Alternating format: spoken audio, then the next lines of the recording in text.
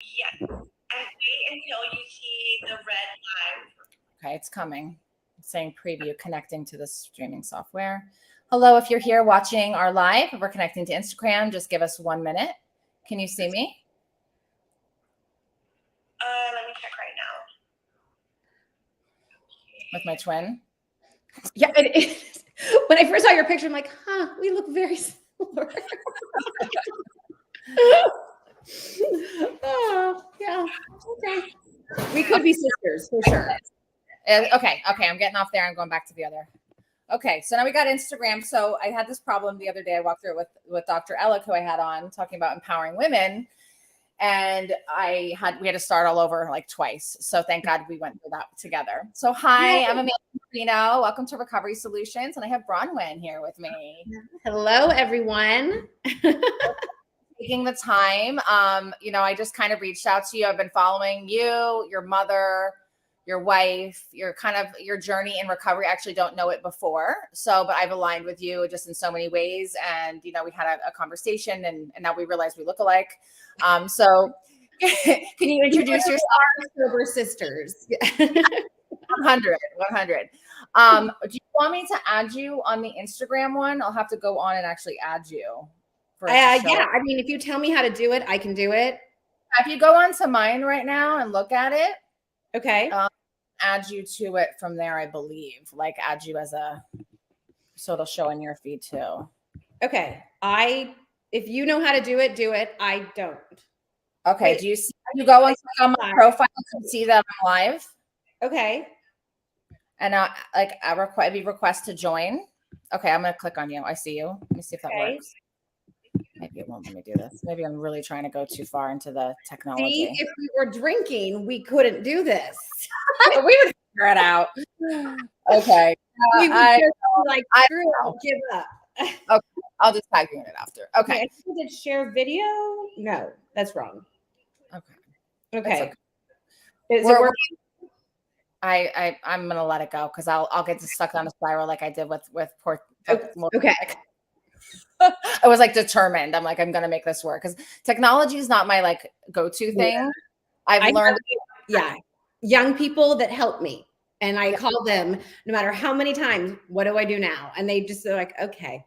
So I say Yasmin. I say sometimes you might think I'm younger than I am, but then when you just help me, and I'm like, and then we go through a situation like this, I definitely show that like, no, I'm not. I have to be shown and walk through. That's how I am. Same. So you just got back from New York. You moved. How long ago did you move to Tennessee? And we moved here in April, so about 9 months. Okay. How do you like it? I'm loving it here. I'm loving it. I miss my family. Obviously, I miss my mom. I miss my dad, and my grandparents and everyone. I grew up in Orange County. I grew up in Laguna Beach, so I miss my friends, but I had to start over. Getting sober in such a public way and coming out in such a public way, I got to the point where I would have to bring one of my children with me to go grocery shopping because I was having panic attacks. Because I felt like everyone knew everything about me and I couldn't handle it. And so I became kind of a recluse. And so I was like, I got to get out of Orange County. I don't know where I'm headed, but I got to go. And so I had looked, I wanted, good schools, family friendly, queer friendly. I had some prerequisites. And Jason Waller, who's also sober, he was on a TV show called The Hills. Okay. He and I were really good friends, and he had just moved to this town, and he loved it. His wife Ashley and him loved it. And so when we were doing our cross-country trip to check out places to live, the second I got here, I went, oh, this is it. It just felt like home right away. Felt it. Yes. I know that feeling. And you had like the gut feeling. You probably couldn't stop thinking about it when you left. Like, was that what you felt? It was like, there's something about this. It's so green. It's so beautiful. My family's from Mississippi, so I'd been in the deep South, but I'd never been to Tennessee before. I'd never been to Nashville. And it wasn't what I was expecting. I definitely had some preconceived notions coming from the West Coast, and Jen coming from, at the time, she was living in Germany. Okay. And we had to check ourselves for the world and coming to Tennessee. Yeah, well, we met on Instagram. That is how we met. Oh, that's so cute, and that's how we met.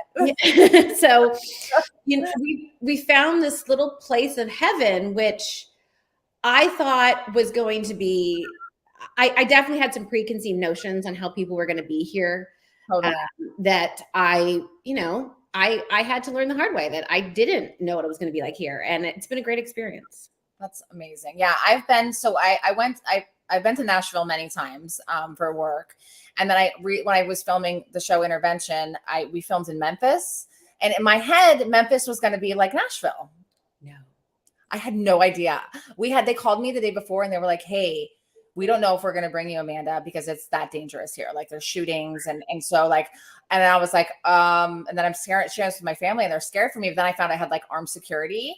And so that we weren't going to like do this intervention unless it was safe and we had the security. So yeah, I was a little scared of Memphis, but Nashville, I love. Nashville is great. I'm in a place called Franklin, right outside Nashville, which is beautiful, wide open spaces. I mean, it's so green. There's rivers and lakes and like, Love that. It reminds me of the little town Gilmore Girls.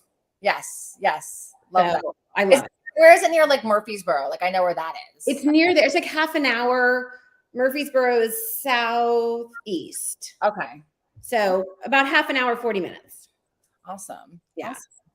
I'm super happy. It's super important to like love where you live, and to feel good about. And I understand like the needing a change thing. Yeah. So we shared a little bit on the phone and of course, like talk about whatever you're comfortable sharing. Like I've only known of you from Instagram and from following you as a sober woman, an advocate for, the LGBTQ community. And like I shared with you, like my upbringing, I was raised by, my godmother and my aunt were together for 30 years and protesting for them and helping like all these things, like navigating, like I'm talking 20 years ago when it was even like, Right.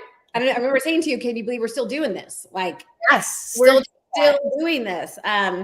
One thing about me is I share everything. Like that is my greatest gift and my biggest flaw. Yes. I have no filter. So yeah, it all comes out. TMI. Yeah. That's definitely me. Hold on. Okay. So you've been you're in recovery. You're an advocate for a number of things. Can you share with me kind of like what propelled you on that journey and like just like a little bit of wherever it leads you? So I have, from the time I was 14, drank till I puked. I mean, that was it. From the first time I had a beer at the age of 14, I never drank in moderation and I never had just one drink. I didn't realize it was problematic until I was older. Because when you're a teenager, everyone kind of is in hot mess. And then I had babies really young. And when I was pregnant and nursing, I never drank. How old were you? You had your first child? 22. I got pregnant. I just turned 22. So I was 24 with Merrick. You know? You don't do anything then. You're still a child. Yeah. And a lot of people, even if you're an alcoholic, you don't drink when you're pregnant. And when I was doing the show, a lot of people didn't believe that, but it's actually very common for women to not drink when they're pregnant. I didn't either, but did you plot? Like I literally had my parents bring champagne to stick in the hospital. No, I was so like knee deep in attachment parenting, natural birth, making homemade. I was like so entrenched in that. I nursed for 2 years.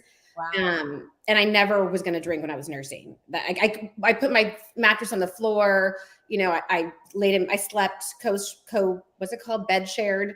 I did all of that. So no, not at all. It wasn't until my third child was like 1. I just weaned him. Sean, my ex-husband, had just started making like decent money and it was like off to the races. It was Vegas, cocaine, alcohol, living it up. I mean, we had the biggest heads ever. We thought we were so cool. And then that's when I think it started to become problematic because I was a mom. I was making bad choices. And a lot of them. And that's the first time I tried to get sober was shortly after that. I went to AA, didn't work. The second time I got sober was about a year later. And I remember I was so drunk. I never have drank and drove, but I lived in a neighborhood where I could walk. Okay. Like the kids' school was 2 blocks away. Right. I live across from the elementary school. I can walk. So for better or worse, I don't know what that was, but I was so drunk, I couldn't go get my kids. And so I called my friend and I said, I need help. Sean was out of town. We got the kids and my mother found me a place in Mexico that was doing Ibogaine therapy. So I went to Mexico and I did Ibogaine, and I didn't drink for 7 years. And when was this? It's called Ibogaine. It's from that. It is. I don't know because I want to. It is. It's like a journey drug, a hallucinogen from the iboga plant.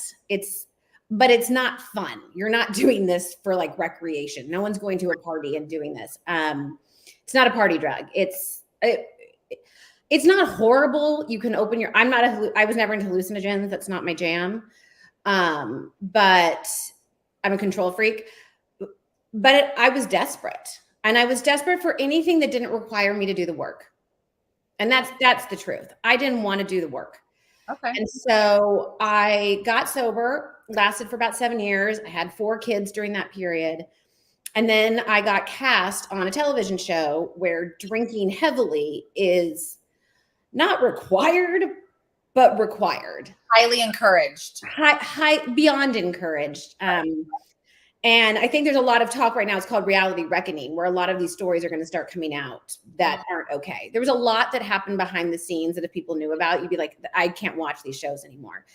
And I went in 9 months of filming from being sober to being blackout drunk most nights and having to watch the scenes on television with no recollection of filming them. Oh my God, I can't even imagine. I have goosebumps. And it was like, and you're on a show where the next day you have to show up and then talk to someone that happened the night before, and production would come earlier and be like, well, we have to talk about this. And I'm like, I don't know what you're talking about. And they were like, oh. And then they show you the footage and you're like, no, they never show you the footage, but they can't really intervene. So I remember like once my favorite producer, his name's James. He was like, okay, so instead of how we were going to start this scene, we're going to have you call Tamara because you obviously don't remember what you did last night. And so I had to call her and she was like, oh, honey, no. It wasn't pretty. So 12 days before we were filming the second season, I was at a party in Miami. Kelly Dodd's fiance at the time, now husband, was having a huge party. And I don't know where it came from, but there was a copious amounts of like drugs. And I had sworn I would never do drugs again. And I did. And that was the weekend where I was like, I need help. I can't do this anymore. And I had my last drink, and that was January 30th, 2020. Good for you, mama. And I met with the producers 2 days later, and I told them not the truth. I said I was on a cleanse. Okay. And then I called Captain Sandy. She's on a show called Below Deck. Yes. And she'd been sober at that time 30 years. And I said, I don't know what to do. And she said something that changed the trajectory of my life, which is, you had no problem getting drunk on camera. Why are you having such a hard time getting sober? It's because then you'll be accountable. And I hung up the phone with her. I called my producer. I said, I'm an alcoholic, and I've never looked back. And I'm so grateful because that accountability has kept me sober through some hard ass times. Like, I can't let people down. And it made me have to do the work because I was scared. Yeah. I don't know about you, but like that terrified. Was like, not even was, it still is awful sometimes. I'm not even through it. That's its own trauma. Like I would imagine you went through some kind of your own version of trauma before this whole sobriety thing, but that's traumatic to go through that in a public way. Like, we already guilt and shame ourselves as mothers with this disease, and add in like the public thing. Like I say, like I was in entertainment when I was younger, and I say if I would have kept going on that path at that time, it would have killed me. Like if I would have gotten more successful, the way that I rolled, like I would have died because I had so much shame just by being a mother that used with my 18-month-old son. I think if I hadn't gotten sober right before the pandemic, because it was January, pandemic started March. I think if I was drinking through the pandemic, I would have died. Like I know I would have. Yeah. I want to just say hello to some of the people that are on here. So Dawn Nickel, have you ever heard of She Recovers? Yeah. Okay. Yeah. So Dawn Nickel's the founder. Oh, hi Dawn. 4 years next week. Congratulations. She said, hello, remarkable women. I drank when I was pregnant. Thank you for that openness, Dawn. And then she said, love Captain Sandy. Yeah. So Dawn is remarkable. Like it's, a great, if you're kind of lost in your journey or you've done certain things that don't work, like She Recovers is an awesome option for people. They've did so many different niches. So and that's what I love. I think a lot of people ask me what I do, and I'm always very hesitant to say what I do because it's not going to work for you. We all have our different paths. And I don't want to say you have to do this program or you do this, or what is going to work for you, and do that, Yes. She's pathways and pathways. Yes. And so like I was born and raised since 2007 in 12 step, right? That's like what I had been introduced to since I was 14. I was, first in my first program at 14, 15 and juvenile detention center at 16, like I had this really rough, adolescent years, like my poor family. And so by the time I was 26, I had kind of like done everything. And I knew that I found my Aunt Carol passed away in her bed from the disease of alcoholism while I was sober for a short time. I went in her house, saw her, blew through the window, ended up taking her pills with her dead body there, which is horrific. And I ended up getting worse in my addiction, but she left me some money. And I used that money to go to treatment. And I knew that she believed in like 12 step for me and believed in AA and all that stuff. So I went gung ho and all that for many years. And now I have this business. I did marketing and stuff like that for treatment programs for a number of years. I've been in behavioral health for 10. And when I started doing what I do now, having my own business and working with families and like trust funds and high net worth families and in their homes and doing really creative services, it changed my vision of recovery and certain things I've gone through in my own journey. Like, I'm not going to tell someone that they're not good enough, they're not doing things right or whatever, because it's not exactly what I did. And I meet people where they are. You said something when we were talking beforehand, not here, but you said something how I mentioned something about relapsing and you used a different word. You said something that reframed it in such a great way. Yeah, I don't look at it like you lose everything if you pick back up. Like it's part of the journey. Like it's not like you start fresh. Like sometimes it's a bump in the road and it's what you need to get better. I'm not saying like like you said, I'm not recommending those things to anybody, but like this shame-based model that like if you're on a kind of medication or if you go to She Recovers instead of a 12-step, or if you go to therapy and go to religion, or you're into nature and meditation, natural, like whatever it is, like I don't care. As long as you are happy, alive, and like getting better and on a path of healing, like I don't care what the heck you do. And I've learned so much of that in the work that I do, because every person and every family I meet with is completely different, and I cannot treat them like they're the one I worked with before. I love 12 steps. They have saved my life when I needed them, and the people are great. Especially if I'm going through something, there's someone there that's gone through it.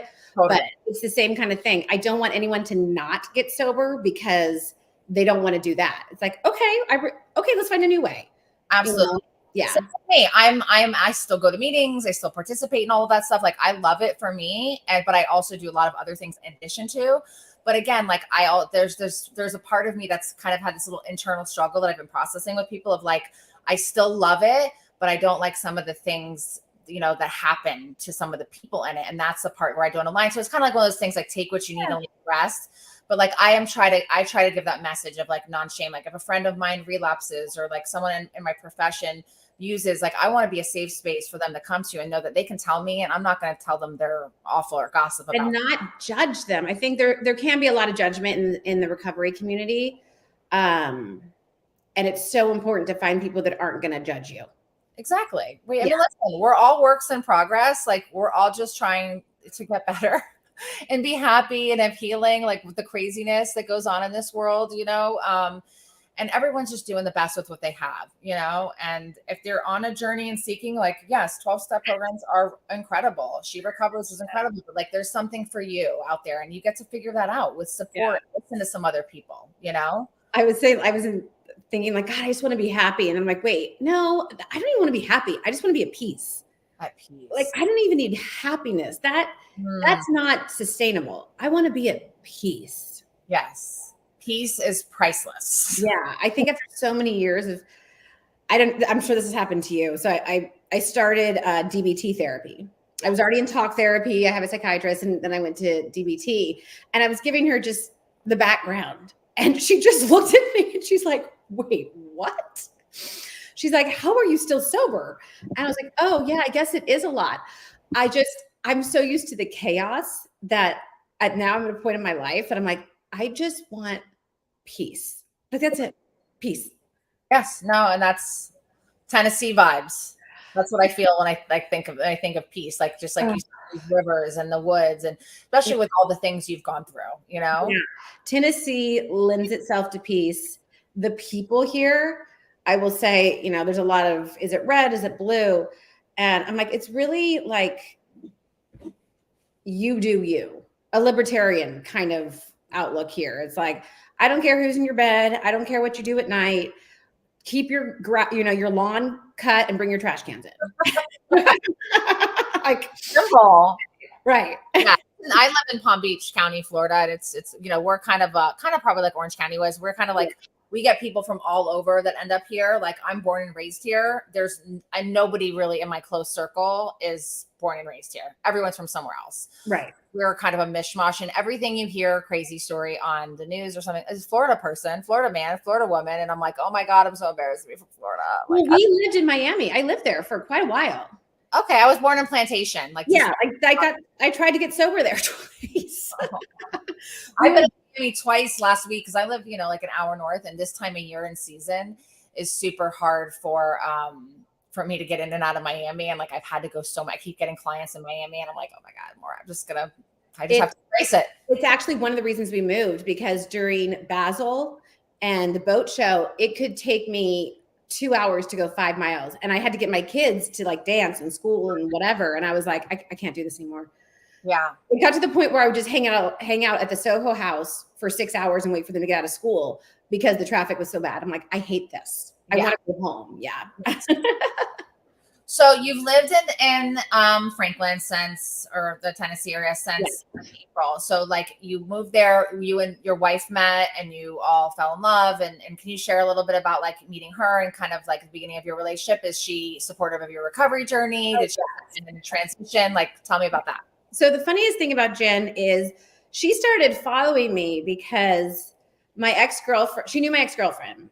Okay. And she knew that she was crazy, and she hated me on the show. She had watched the show and couldn't stand me. And so it was the pandemic. She's like, well, this is going to be a train wreck and I'm bored, so I'm going to watch it.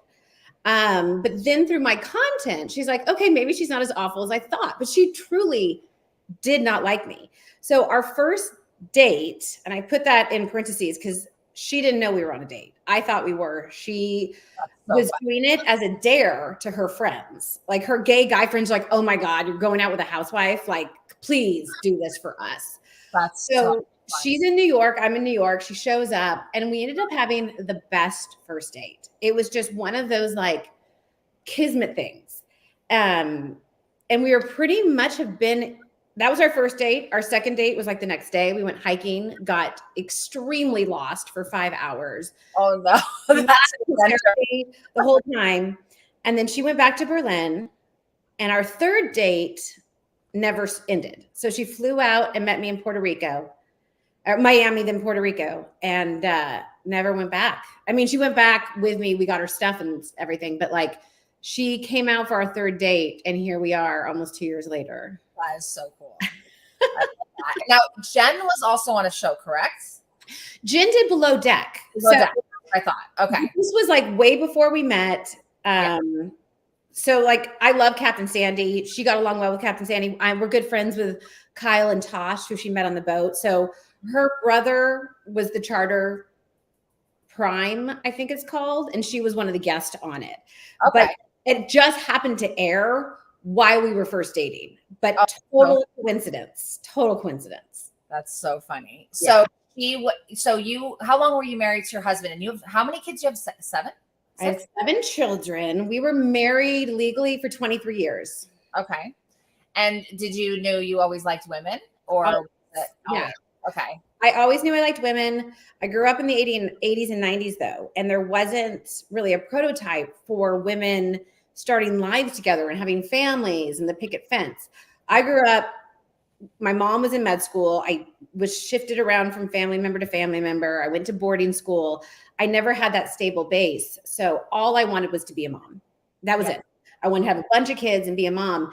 And that wasn't something that gay women were doing back then. I don't think IVF, if it was around, it wasn't common. Yeah, women. I know like I shared like thinking of what a pioneer my godmother was, but like thinking that wasn't a thing back then. Like No. that's And why she loved me so much, because like I was like the kid she couldn't have. Like she took me every single weekend to do something, every birthday on a huge trip, like all of these different things. So it wasn't a thing like it is now. Like you didn't have families. Like it was, and it just wasn't, there was no representation.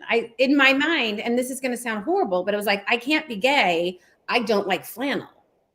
You know what I mean? Like I wear pink. So like almost like the stereotype of yeah.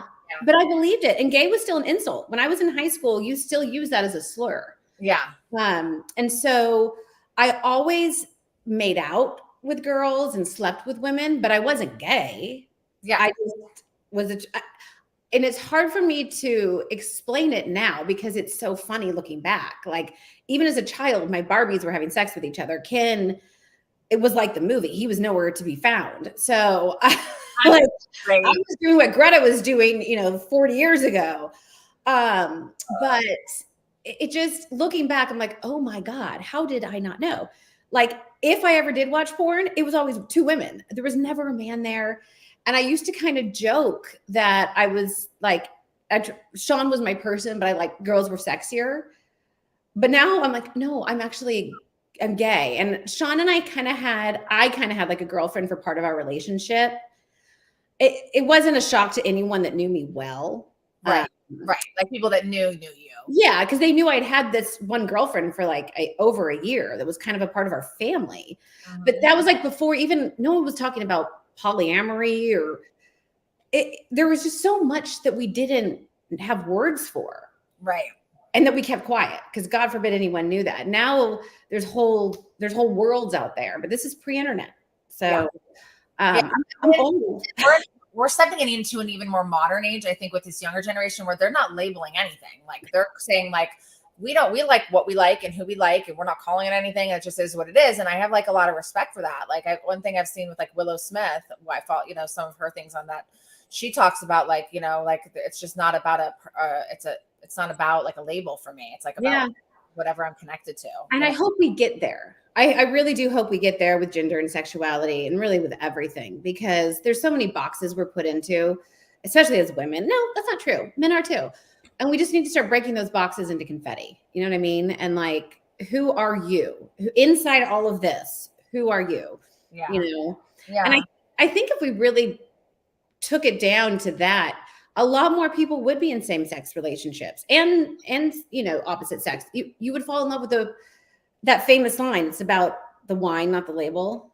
Absolutely. I love that line because it's so true. And I have kids in the LGBTQIA plus community, and it's so nice to see how accepted they are and how they don't even bat an eye. Yeah. The fact that I, got divorced was hard on them. The fact that I am with a woman, not one of my kids has ever thought that was weird or different. I love that. Yeah. Who created that? Like, that's what my mom created with me. Like it was a hard rude awakening, especially like where I live. It's kind of the opposite of like how I am and how I was raised. But, like I was raised where we didn't see race and we didn't see sex. Like that was not weird for me. Like I found out my godmother was gay. I asked her at 6. I said, imagine she was like, what the hell do I say? Like, are you gay? And I was like, does that mean I'm going to be gay? Cause I'm so close to, like, I was so enlightened, but like, just the fact that I was raised in that kind of kept me in this thing. Like I said to a friend of mine, like an African-American male friend of mine, I'm like, I don't see color. Like he's like, that's great, Amanda, but that's actually not okay for you to say either, because just because you don't see it doesn't mean that it's not a thing. And I'm like, and then I was like, oh my God, like foot in mouth, like, cause I don't see those things doesn't mean that they don't exist. And for me to say that is almost invalidating. That's what I learned during 2020 in the pandemic, during the whole Black Lives Matter time of our lives, was how ignorant I was on things, how things that I would say, oh, I don't see color. And it's like, okay, but you have to, because we do. And I was like, oh, there's so much problematic behaviors that I have been exhibiting that I had no idea about. Like, I'm so sorry. What can I do? I'm sorry it took me so long to get here. What can I do now? But absolutely. It's educating and like educating ourselves and being open to different things. And, like I was like foot and mouth at that moment. Like I thought I was saying something like that was like, like people do that with sober things too. Unless you're an alcoholic, people don't support you not drinking.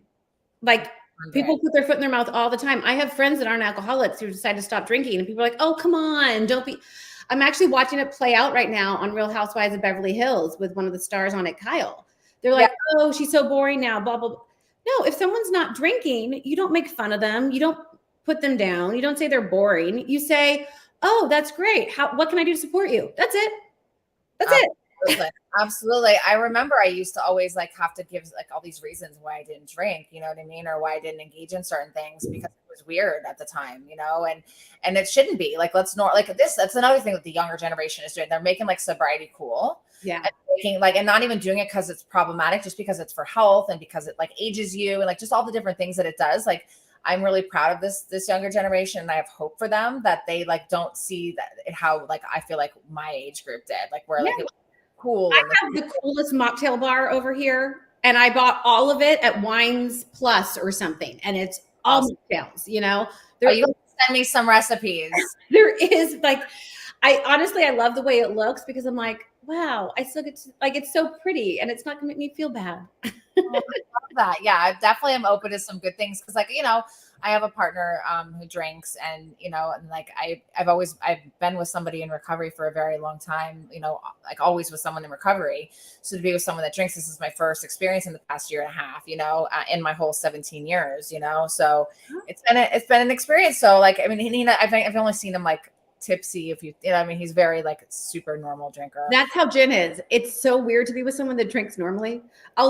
She'll go out to dinner and have a drink, and I'm like, that is crazy. Like, because I've never like one. And so how do you feel now? Like, do you have some overwhelming urge for another one that's all consuming? She's like, no. I'm like, that's nice. Enjoy. Yeah, totally. But I will say the thing I love about Jen is her family is in recovery. Her sister's in recovery. Yeah, that helps. And like her other sister's baby daddy is in recovery. So when I met Jen, she was very familiar with like 12 steps and recovery and all of that. And her family never has alcohol in their house. Oh, that's awesome. Just how they were raised or whatever. So being sober in her home and her family is so easy. It's normalized, even though it should be normalized. But yeah, no, I used to, I mean, I was like so scared early on that like I would just tell everybody that I was in recovery. Then I started to be them a little bit more. I mean, I'll still tell anybody. I'm very proud of it. But like, I would be like, hi, I'm Amanda. I'm sober. I don't drink. Like, I felt like scared. Like if I didn't put that up, that I was going to be put in a weird position, that somebody was going to make me feel uncomfortable. So let's normalize not making anyone feel uncomfortable or have to justify if they don't do something. Like, I talk about it all the time. And it's amazing how many random people I have connected with, like the woman at the checkout counter. Oh yeah, I'm an alcoholic. I've been sober for 4 years. And then it'll lead to a conversation where they need help or whatever. And they'll DM me. And I'm like, I put it out there to so many people. And it's interesting. Teachers from my kids' school have gotten sober because they knew to call me at 10:30 at night because they didn't know what to do. And even if I didn't know them that well, or some random school dad, I need help. I'm like, okay, you know. And that to me is such the beauty of breaking down that stereotype and those barriers. Like, look how cute we are. And we're alcoholics, or I'm an alcoholic. I don't know how you identify, but you know, like, yeah, like alcoholics are cute. like 10 years ago, I started to talk about being a woman in recovery and a professional because I was starting to work in behavioral health and being sober. And I was like one of the first people ever on LinkedIn and I would get hundreds of thousands of views and like all this support. And then I'd get like some jabs and some nasty. So like I kind of went through all that whole thing on LinkedIn, and now it's very talked about on there on LinkedIn as well as it is everywhere else. But like, I wanted people to break and remove this stigma of like what they think that looks like.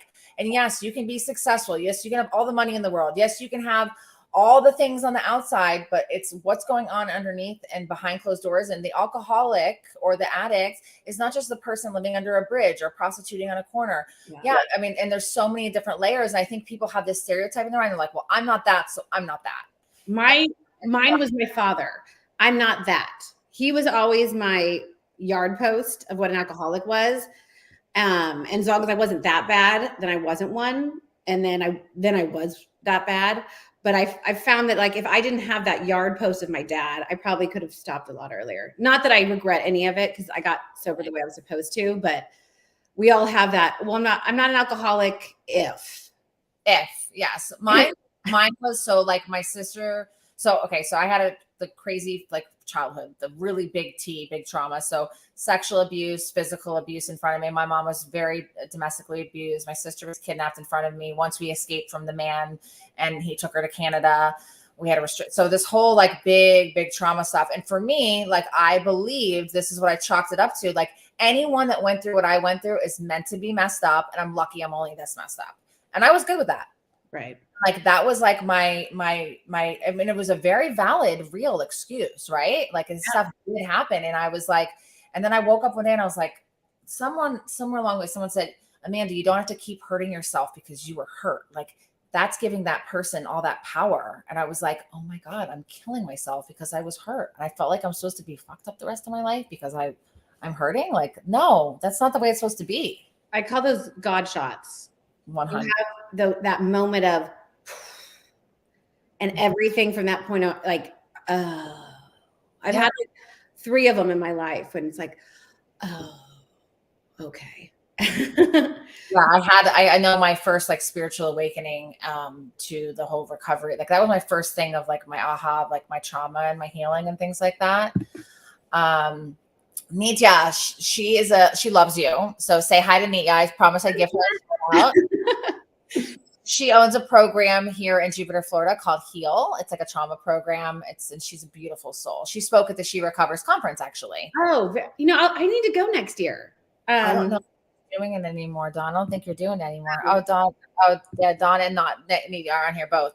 I'll find out though from Dawn if she's doing it anymore. But it's fantastic. So I, with the continuing to just harm myself because I was harmed was we aren't able to do them, she said, anymore. Oh, okay. Well, maybe we'll just all get coffee. That works. She's struggling nonprofit over here. I get that. I had a nonprofit for a while that sent women in recovery to college. I had lost a best friend from childhood to an overdose, and that's a whole like you think. I thought like when I went into it, I had no idea, I had no experience with any of this stuff. I thought starting a nonprofit was just like this passion project. It's literally starting a business, and and you have to be really careful with who you put on your board and who you trust with things. So I had a whole learning. That's what Jen does for a living. She works for nonprofits. She was a grant writer for a long time. Now she does copywriting, but she's worked for many nonprofits. I didn't understand a lot of it. But Red Songbird is who Jason Waller works with. And that's the company or the nonprofit he works with. So if you ever need some money to help someone get sober and send them to rehab, that's what Red Songbird does. And I think they're pretty well funded. So awesome. If Dawn wants to put that up there, if she ever has someone that needs help, Red Songbird. Called Red Songbird. I'm going to put it in the comments. Yeah, it's called Red Songbird. And that's what Jason Waller does. He works in conjunction with someone else. I'm forgetting her name. It'll come to me. And they don't turn anyone away. Awesome. Yeah. I mean, I get calls and this is the thing. Like I tend most of my client load is like, higher worth families and things like that. And the trust funds and the big, a lot of money, a lot of things, a lot of mess, that are, they have everything in the world, but yet they have a lot of struggles, behind the scenes. But anyone that calls me, regardless whether I help them go to a free program or they just need a therapist or whatever, like I'm always willing to help people. And I think the thing that you have to remember too is like this hits everyone. It doesn't matter how much money you have or whatever. This hits everyone. Sometimes having more money in some ways makes it worse because you can keep going longer. It does. I tell people that it's like, I didn't really realize that until I was doing the work because I had worked for like insurance-based programs and, people that were like some that had nothing and were desperate. Sometimes when you start with nothing, you have that desperation to do whatever you have to do. But when you have like everything on the outside, the bottoms are harder and the generational trauma, it's harder for them to set the boundaries. And it's definitely gets really, really complicated. Like I tell them, listen, I'm not going to deny that you're not successful, that you haven't made money, that you don't have all this stuff. Like that is valid. But I'm telling you that what your health is and what your relationships in your life and all of these different things that you have going on are really bad, and that's what it's about. It's none of this stuff is about the outside shit. It's just not. And then when you get sober, a lot of those relationships you end up are very codependent. There's so much that I've learned since getting sober about relationships in my life. I'm sure same with you, where just things, when that veil is lifted and you come out of it, you're like, wow, that was really unhealthy. I will say this. Yes. I have, when I was married, I was very wealthy. And now that I'm divorced, I barely make ends meet living in a townhouse in Franklin. Like, I'm below middle class and I have never been happier. So like, and that's a huge testament. You know, like I have been at the extreme. Like I just got a car and I had to wait 4 months to be able to save up to lease a car. Like that's where I'm at. But I have never been happier because I'm sober and it's real and it's mine. And like I had to work for it and show up for myself. And in the beginning, I wanted to crawl in the corner and be like, I can't do this. It's too hard. But I was like, you know what? No, yes, this is hard. This is really freaking hard. But I'm going to be a role model to myself and my kids. And I am happier with very little sober than I ever was with everything. Not even just when I was drinking, because I wasn't always drinking, but I wasn't sober. Yeah, the life. And I want everyone to realize that you cannot be drinking and not be sober, if that makes sense. You know what I'm saying. Absolutely. At 100, you can be miserable and not like kind of, identify. Like if you're just put down your drinks or drug and you're still an asshole, you're still an asshole. And then you're going to fill it with other stuff. You're going to fill it with shopping or sex or parties or travel. You have to do the work, and then you realize what really makes you happy. And I have learned that everything I thought I wanted, I didn't. I've got that so many times in the past few years. Even like I had worked all last year to like sell my part of my business, I get an investor, and have certain things pan out in a certain way. And like all of it completely went the other way. But guess what? I'm like a few weeks into 2024 and it's been the best ever. Like I wasn't what I worked for, what I wanted. I remember like I was in a relationship where like I had a lot of beautiful bells and whistles and things like that, but it came to the place where I'd rather than be this beautiful paradise, I'd rather be home alone on my couch and be in some beautiful paradise and be miserable, right? Or feel lonely and sad and with somebody, you know what I mean? That's awful. Like, and I felt that, like, I don't care about all that stuff. Like, I'd rather have like peace. I'd rather be like home with it's the peace. We somewhere along the lines of marketing and whatever, we're taught that happiness is stuff and the things we see marketed to us. Happiness, true happiness is just finding that peace and contentment with what you have, where you are. Absolutely. And sobriety gives that to us. Yeah, absolutely. And listen, it's not like we live in this state of constant peace. That's for sure. Because no, we don't. It's the desire for the peace, right? Like I have hard boundaries. Like I have like you're not bringing that shit in my space. Like I worked too hard for this life. I lived in chaos and drama, and you did on a whole nother level with the show. But I lived in that was all my life was. And now like I will set some hard ass boundaries and be like, nope, you're not, like, remove me from this group text because I don't know like what's going on over there. Before I did this today, I was down at the courthouse trying to deal with custody stuff with my kids, with my ex-husband. Like, it wasn't nice. It wasn't peaceful, but it was needed. It was done, and it was done. I kept my side of the street clean. Yes, that's all we can do. And that is sobriety too. It's not that things will be peaceful, because it's just when things aren't, you can manage it correctly and you can do what needs to be done, taking one indicated step at a time, and then not bring it into your house, into your soul.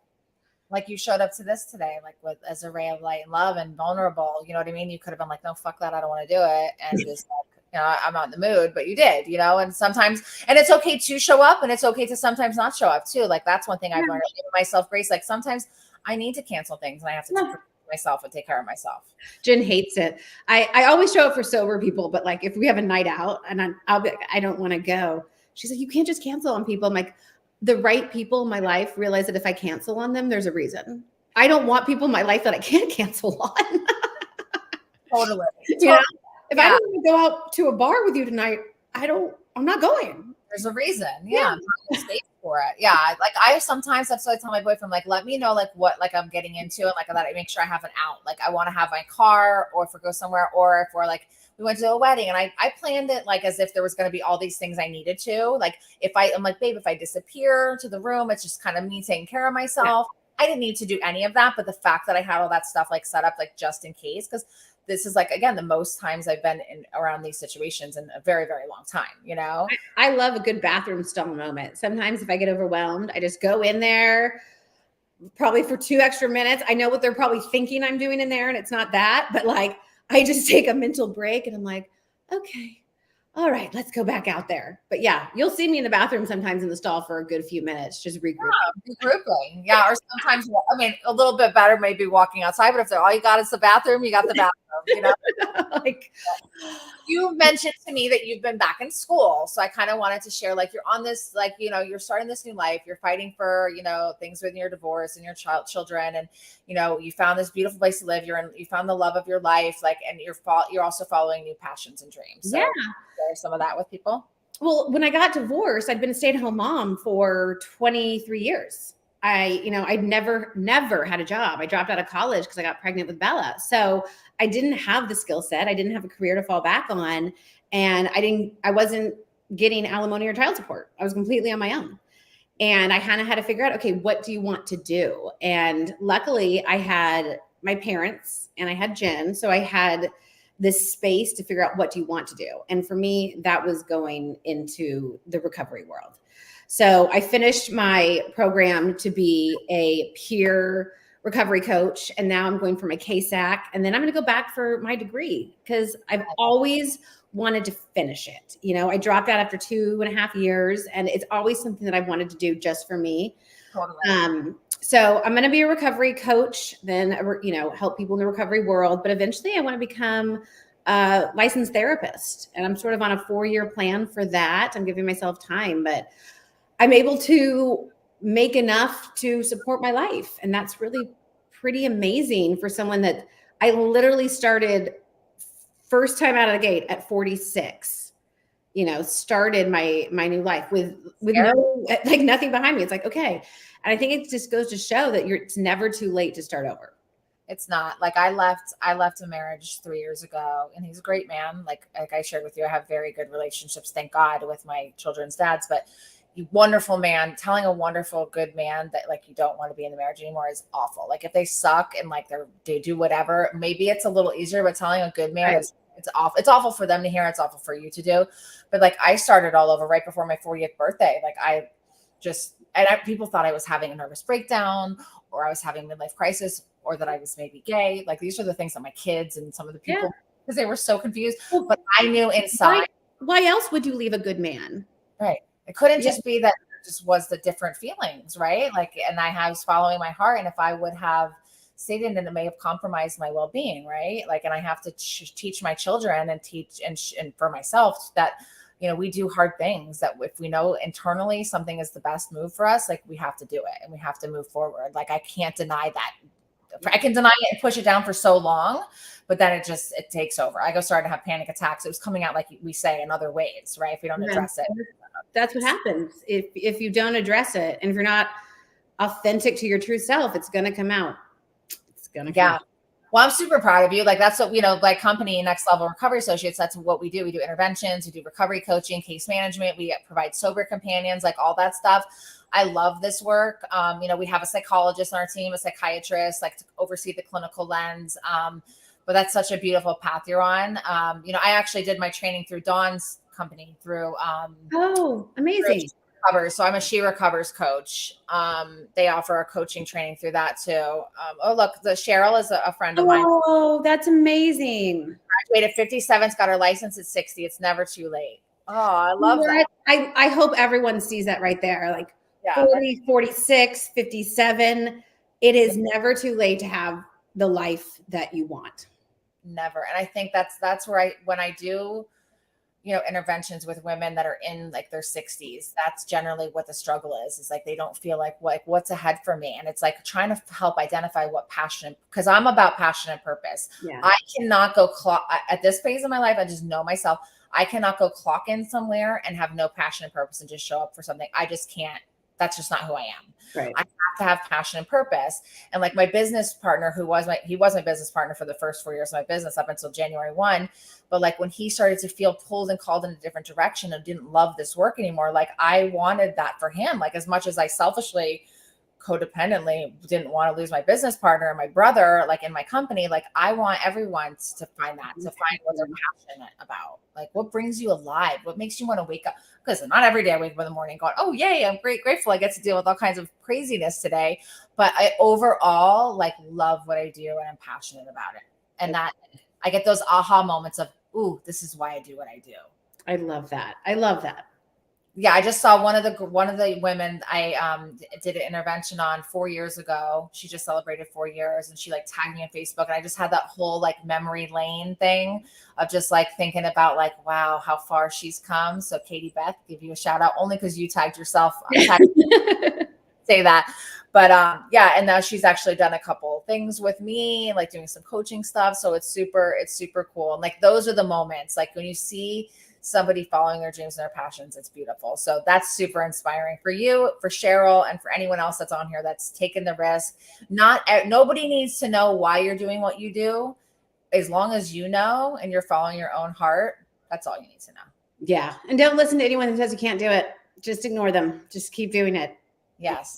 True testament. So, is there anything that you would like to share? I know you said at the beginning, like, I don't want to say something to people about what I do, but would you share a little bit like what you do that like keeps you kind of going? Obviously you're following your heart, you're following your dreams, which is such bravery. Like, what do you do to keep yourself going and keep yourself afloat on this healing journey? I think a big part of my healing journey is to sort of take stock every day. I make a gratitude list. Like every day I sit down, I wake up very early. I wake up at like 4 a.m. Naturally. I'm a morning person now. I want that. I'm not that, but I want that. I don't know why. It just happened the older I got. But I wake up, Jen sleeps into like 7 or so. So I have 3 hours before her and the kids wake up. And I go and I do my schoolwork. I do all my work. And then I write down things that I'm grateful for. And it's not a lot, but it does sort of reframe me for the rest of the day. I've also have started to learn that I have triggers. I have trauma triggers. And what do you do when you're triggered? This is why you have them. What are you going to do differently? And I found that just breathing, we call it the 6-minute rule. Jen set it up for me.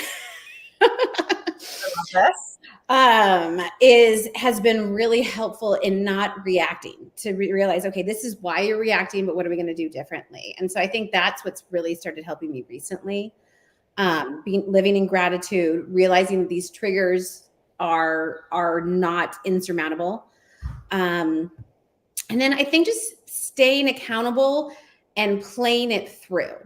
I was watching something on Instagram, and it was a reenactment, but it was like how he used to hide alcohol. So when he would wake up or drink, no one would know. And it was about waking up in the morning with the shakes. And sometimes you forget those moments. At least I have, the waking up with the shake moments. And I think it's just reminding myself what would happen if I drank again. It's not the fun parties out for me. It's waking up with the shakes the next morning. Yeah. And then just romance, like the good times, right? Like sometimes we think about like those moments of like the fun and whatever, like we do with toxic relationships. Like when we think backward, like, oh, so no, it was not that. It was like that a long ass time ago. It wasn't like that for the last, like, long chunk of it. I mean, I think the last part of it is the sober community, finding people that are sober. A lot of my friends are sober. When I go out at night, most of the people that I'm with, sometimes they'll have spouses that are normal drinkers, but for the most part, everyone that I surround myself is sober. Yeah. And I can call them, I can cry with them. I can sit there in silence with them if I don't want to. So I think those are all really good things to have in your toolbox. Yeah. People that get you and love you for you in regard, that's taken me definitely a journey to like find those people and keep them. I went, with relationships, kissed a few frogs, just like with friendships. But I feel like now at this point I have like really solid people, and I'm a very open-hearted person. I tend to let too many people in, but like my therapist has taught me, like, make people earn that shit. Don't just give all that gold away. Yeah. So not everyone has the same intentions as you, but like finding your people, finding your tribe, Sure. So is there anything that you would like to say to anybody that kind of like close this off? I want to thank you first for, coming on, for just being so open and willing. If there's anything I can do to support you on your recovery coaching journey, like have your back fully. Yeah, I'm definitely going to reach out to you for some advice when this is over. Yeah, I think that you just the way, like, you're going to be a beautiful therapist. You're going to be a great coach. Like, I think that, like, just by connecting with you, like, I got goosebumps when you were saying that about you want to be a licensed. Like, I love that for you. It's super inspiring, to know that somebody else has done like the ballsy, brave shit I have. And you've done it in your way that I'm just so blown away by some of the things you've made decisions to do to follow your heart and your dreams. Not many people do that shit. They're too scared. I think if I want to leave anyone with one last thing, it's like, if you're thinking about getting sober, if you're just not drinking for 2 weeks or a month or two, every now and then, you're doing the hardest part over and over and over, and you're never getting to the good part. So just stick with it. Give yourself 6 months, give yourself a year, because if you keep just doing that beginning part over and over, you're never going to get to the good part. I love that. I love that. And like we said, I think we both shared a bit, like, the no shame, like, don't shame yourself. Don't be hard on yourself. Like, give yourself a break. Yeah. Hard on ourselves. So how can people find you? Through Instagram is Instagram is my name, Braunwyn Windham. And honestly, that's all I'm on anymore. I've gotten very small. I'm not on Facebook. I got off Twitter or X or whatever. I'm probably going to start a LinkedIn now that I'm working. I never had a reason to have one before. But yeah, for now I'm just on Instagram. And if you are thinking about getting sober, if you need someone to listen, I answer my DMs. I take time every day, about half an hour a day, and I will go through them and I will answer them. If I don't get to it today, I will tomorrow, but I will hold your hand through those first few days if you need someone. And you legit do. Cause like when you responded to me as fast as you did, I was kind of shocked. And I was like, oh, cool. Anyone in recovery, anyone that's like that wants to, I'm here 100%. I'm here to get you to the other side. Absolutely. Same. It's a beautiful thing to have been like the biggest mess in my town, to like the person that everyone I grew up with comes to help them and their loved ones. Like, that is one of my most favorite things in this world. Yeah. Yeah. Like, at least I did it before 30, but now is the one that people reach out to when they need to help their loved ones. Yeah. Bad for making me that person. Reach out to either one of us if you ever need anything, and like, if you want help with LinkedIn, I got that whole thing mastered too. I'll help you with all that. Like, I love to help women in this way, like, help them with help themselves. Yeah. With LinkedIn. A lot of my friends that are psychologists or attorneys that like don't do this whole social media thing, like, I go to their office and help them make their first live video, and then they're doing it all by themselves after that. Just like a little, like, sometimes you just need someone to like help you or walk with you, like we did live. I'm definitely going to reach out because I need some nudging. Totally. All right. Well, one thing, your family, I want to say, your mother and you have like the most sick genetics. Like, you ladies don't age. You don't look like you had 7 kids. I just have to say that. Like, your mom is. Have you seen my grandma too? My 90-year-old grandma? No. Okay, go to my mom's page or mine. I mean, she's still rocking it out at the drag shows with Your mom and your dad are absolutely stunning. Are just beautiful people. You and Jen are just beautiful. And I know that it's pure. It's not like fluff bullshit that I'm seeing. Like, I know that what I'm connecting to on your pages is legit and real. So, just thank you for what you put out in the world, and thank you for being you. Thank you. Yes, lots of love. Bye.